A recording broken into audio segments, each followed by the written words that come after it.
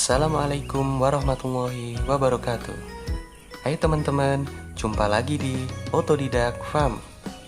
Baiklah teman-teman, kali ini kita berjumpa lagi dalam video saya yang selanjutnya. Setelah video kemarin yang pertama tentang memelihara 100 ekor bebek pedaging hibrida ya teman-teman. Dan kemarin juga saya sudah membahas di video yang kedua, yaitu tentang apa keunggulan bebek hibrida pedaging ini dibandingkan dengan bebek yang lainnya. Nah, pada kesempatan kali ini saya akan membahas tentang besarnya peluang usaha bebek pedaging, khususnya bebek hibrida sebagai bebek pedaging yang unggul. Itu ya teman-teman. Unggas lokal seperti bebek, ayam kampung, dan puyuh merupakan komoditas usaha peternakan yang berpeluang sangat besar untuk dibudidayakan. Indikasinya antara lain untuk kebutuhan pasar yang tinggi dan terus meningkat, produknya yang memiliki spesifikasi dan keunggulan khusus pada tekstur dan cita rasa, pasar yang tersegmentasi dan merupakan kelas menengah sampai premium, serta belum digarap secara masif oleh para perusahaan besar, sehingga usaha peternakan bebek pedaging hibrida ini masih menjadi peluang besar bagi para peternakan rakyat seperti kita ini ya teman-teman, seperti saya pada contohnya. Jadi peluangnya masih besar. 8 tahun terakhir atau 10 tahun terakhir ini berkembang aneka usaha kuliner dengan sajian yang spesifik menu daging bebek teman-teman. Nah, kita bisa saksikan di sekitar kita ini sudah mulai menjamur berbagai, menjamur itu maksudnya sudah mulai banyak ya teman-teman, berbagai warung ataupun warung tenda bebek, warung Lamongan, warung bebek Madura, dan warung penyet yang menyajikan hidangan bebek, hingga restoran atau rumah makan yang menyajikan menu bebek sangat bertebaran di seluruh Nusantara ini teman-teman. Nah, di samping itu juga toko retail modern yang mulai menyajikan karkas bebek atau daging bebek dalam bentuk frozen atau yang sudah beku ya, yang sudah dibekukan, dimasukkan ke dalam freezer. Nah, itu yang disebut dengan karkas bebek, daging bebek yang sudah dibekukan. Itu ya teman-teman. Besarnya peluang usaha bebek pedaging ini dapat jelas terlihat dari besarnya permintaan karkas bebek dari rumah makan penyedia menu bebek teman-teman. Nah, apa saja sih? Coba kita lihat ya contohnya. Yang pertama ada bebek kaleo misalnya ya. Bebek kaleo teman-teman tahu kan ya, ada di daerah ibu kota dan sekitarnya. Bebek kaleo ini salah satu usaha kuliner bebek yang cukup fenomenal saat ini, membutuhkan pasokan 500 hingga 600 ribu ekor bebek per bulan ya teman-teman, 500 sampai 600 ribu ekor untuk memenuhi kebutuhan semua cabangnya ada banyak sekali bebek kaleo ini. Sementara itu pasokan yang didapat baru mencapai 50 sampai 60 ribu ekor karkas bebek per bulan. Jadi masih cukup jauh ya untuk memenuhi kebutuhan penyedia karkas ini, terutama untuk kebutuhan rumah makan atau restoran bebek kaleo ini masih cukup banyak yang dibutuhkan karkas bebeknya.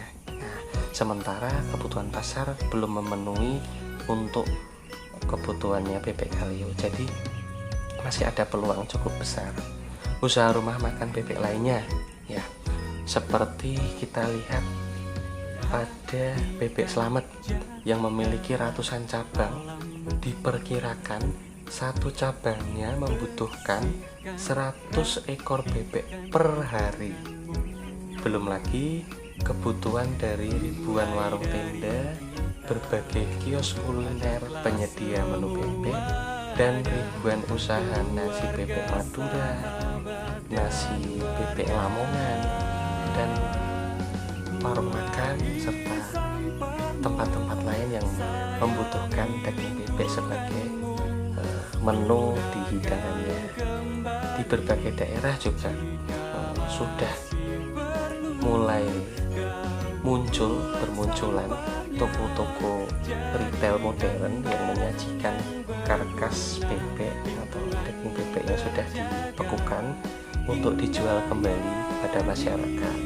Dan tentunya untuk kebutuhannya juga cukup besar ya teman-teman, untuk kebutuhan rumah tangga sehari-hari. Itu ya teman-teman. Pada akhirnya kita akan kembalikan semuanya ke teman-teman. Apakah di daerah teman-teman itu peminat daging bebeknya itu banyak atau biasa saja? Tapi kalau melihat dari daerah-daerah yang ada di Indonesia pada umumnya, khususnya daging bebek, itu pasti banyak peminatnya ya teman-teman. Nah, kita bisa lihat di warung atau di rumah makan, restoran, itu harga daging bebek pun beda ya dengan daging ayam ataupun daging-daging yang lain. Untuk unggas, daging bebek termasuk daging dengan harga yang tinggi. Jadi ini membuktikan bahwa kualitas daging bebek itu memang baik ya teman-teman. Bahkan bagi sebagian kalangan masyarakat itu sangat menggemari daging bebek karena teksturnya yang enak, lembut, terus selain itu juga lemak yang ada di daging bebek itu mempunyai ciri khas khusus, terutama saat digoreng atau dimasak. Itu biasanya banyak konsumen yang suka dengan daging bebek karena lemaknya yang banyak sehingga rasanya gurih gitu ya teman-teman. Nah, sekarang daging bebek sudah menjadi primadona di rumah makan atau di restoran, bahkan di warung-warung sekitar kita.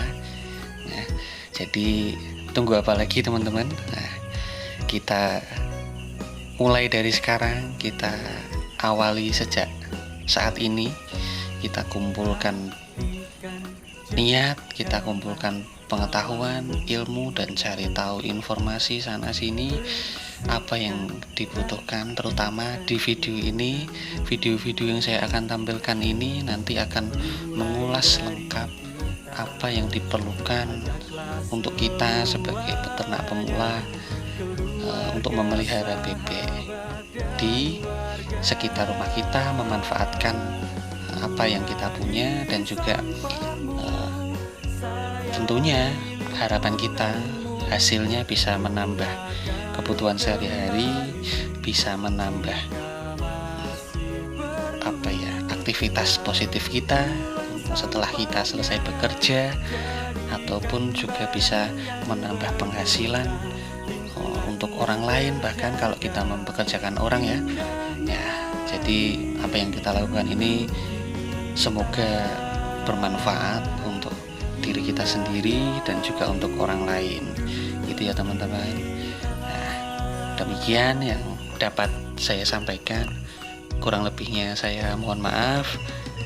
Apabila ada salah, mohon dimaafkan. Semoga video ini bisa menginspirasi teman-teman untuk terus berkarya, terus melakukan hal-hal kegiatan yang positif. Salam ternak rumahan, salam otodidak farm. Wassalamualaikum warahmatullahi wabarakatuh. BPE Ginu Ginu.